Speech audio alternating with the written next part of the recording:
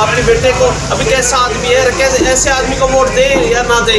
और 5 साल कैंडिडेट खड़े उनमें आप एनालिसिस करके देखो, अगर कहीं कोई कैंडिडेट मुझसे किसी भी एंगल से कहीं से आगे है तो मैं विनती करूंगा कि ऐसे व्यक्ति को ही वोट देना। तो जो राजनीति में ज़्यादा पकड़ रखना चाहता हो, जो विकास के लिए काम की हो, जिन लोगों के बीच में आके भाईचारे के लिए कभी किसी काम के लिए तो आजमा के दे। लेकिन आप लोगों का आशीर्वाद बना रहे, बरकरार चाहते हैं, शांतिपूर्ण सौहार्दपूर्ण इलेक्शन हो, और विनती है आप लोगों का सहयोग और आशीर्वाद हमारे बना रहे। धन्यवाद, नमस्कार जी।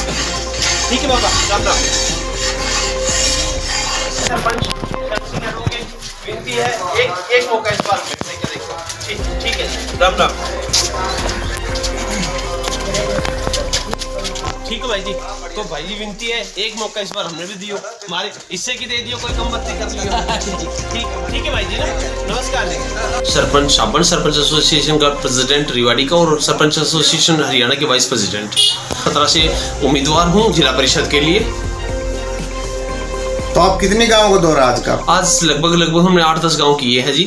हमने स्टार्ट किया था हरचंदपुर से, कालडावास, रूद, मोहम्मदपुर, बालावास, भड़ंगी, और भड़ंगी के बाद यहाँ पे हम नरसिंहपुर गढ़ी, नरसिंहपुर आसरा का माजरा और शांदरपुर, ये आज हमने लगभग डोर टू डोर ही लगभग दौरा कर रहे हैं हम लोग जी। देखिए बड़ी अच्छी बात है, और मैं कहता हूँ लोकतंत्र के इस पर्व में बिल्कुल मतदाताओं को बिल्कुल जागरूक होना चाहिए, और वो वोट क्यों दे ये जरूरी होगा, क्योंकि मतदाता सबसे पहले तो ये डिसाइड करें जो उनके उम्मीदवार हैं उनको वोट देने के लिए उनमें काबिलियत क्या है। मैं कहता हूँ मेरे वार्ड से लगभग 5-6 उम्मीदवार हैं, और मैं मतदाताओं को कहता हूँ कि आप मेरे को वोट क्यों दें। मैं उनको स्पेशल क्वेश्चन पूछता हूँ कि ऐसे जागरूक मतदाता होने चाहिए, और मेरे वार्ड में तो मैं सबसे अपील करूंगा कि वो ऐसे जागरूक मतदाता ही हो।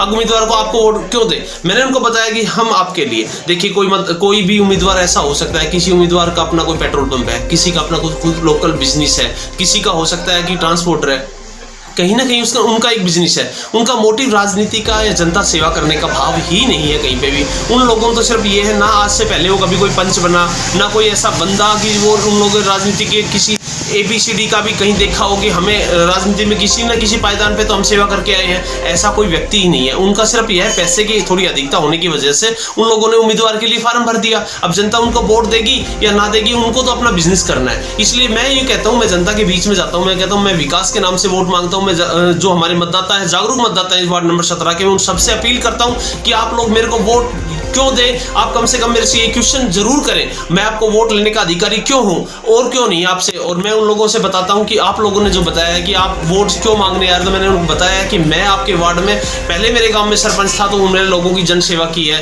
गांव की है, और अब मैं अपने वार्ड की करना चाहता हूँ। वार्ड की हमारे नजदीक के जो भी गाँव है, नजदीक जो सटे हुए गाँव है, लगभग वार्ड में मेरे 25 गाँव है जिनके जो लिंक रास्ते हैं वो बिल्कुल कच्चे हैं, और वो अब लगभग सरकार की एक स्कीम है नरेगा के थ्रू, जो कि जिला परिषद के अंडर ही काम करती है नरेगा भी। वो गांवों को हम सबसे पहले प्राथमिकता देंगे, उन गांवों को जोड़ेंगे, आपस में भाईचारा जोड़ेंगे, आवागमन जोड़ेंगे। एक गांव से दूसरे गांव को जाने के लिए लगभग महज 2 मिनट का रास्ता लगना चाहिए, वहां पे हम आधा पौन घंटा घूम के आते हैं। तो इसलिए जागरूक मतदाताओं को हम बताते हैं, आप हमसे काम लीजिए, विकास के नाम से लीजिए, हम दूसरा एजुकेशन पे फोकस रखेंगे। पहले जो फर्स्ट पीरियोरिटी होगी मेरी वो एजुकेशन की होगी। आज सरकारी ढांचा, सरकारी स्कूल ऐसे इस कगार पे आ गए कि वो बंद होने के कगार पे है। कहीं किसी स्कूल में 10 बच्चे हैं, किसी में 12 बच्चे हैं, किसी में 15 बच्चे हैं। लेकिन मैं उन लोगों से, जागरूक मतदाताओं से अपील करूंगा कि अपने बच्चों को इन प्राइवेट लूट से बचे, और सरकार की बढ़िया इंफ्रास्ट्रक्चर है, एजुकेटेड उनके टीचर हैं, और वो क्वालिफाइड टीचर हैं।